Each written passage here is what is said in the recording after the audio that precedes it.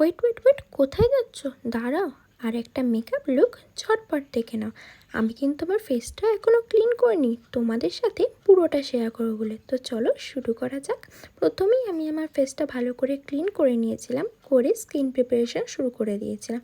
Skin প্রিপারেশানের পরে আমি apply করে নিয়েছিলাম ফাউন্ডেশন, আর আমি এখানে স্কিপ করে গেছিলাম প্রাইমারটা, কারণ আমি আজকে পুরো মেকআপটাই প্রাইমার ছাড়াই করব।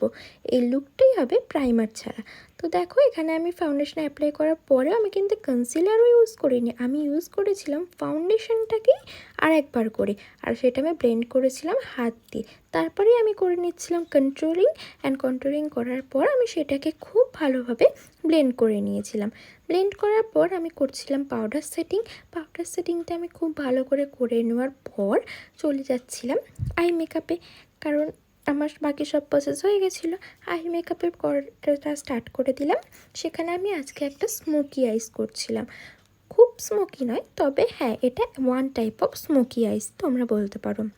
তো স্মোকি আইসটা করার জন্য আমি প্রথমে একটা ব্রাউন শেড ইউজ করে নিয়েছিলাম। ব্রাউন শেডটাকে ইউজ করার পর আমি অ্যাপ্লাই করে নিচ্ছিলাম একটু কাজলটা খুব বেশি পরিমাণে দিইনি, অল্প পরিমাণেই দিয়েছিলাম। দিয়ে সেটাকে খুব ভালোভাবে আমি ব্রাউন শেডটার সাথে ব্লেন্ড করে নিচ্ছিলাম। ব্লেন্ড করার পরে আমি চলে এসেছিলাম আমার লোয়ার আই মেকআপে।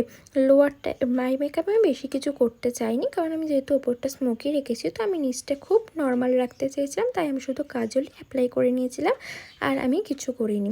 তারপরে আমি করে নিচ্ছিলাম একটু ব্লাশার অ্যাপ্লাই করার পর আমি আমার লুকটা এখানে কমপ্লিট করেছিলাম। আমি কিন্তু কোনো মেকআপ ফিক্সারও ইউজ করিনি আজকে। তাহলে দেখা যাক আমার মেকআপটা কতক্ষণ স্টে করে। তো এটাই ছিল আমার ফাইনাল লুক। Bye bye.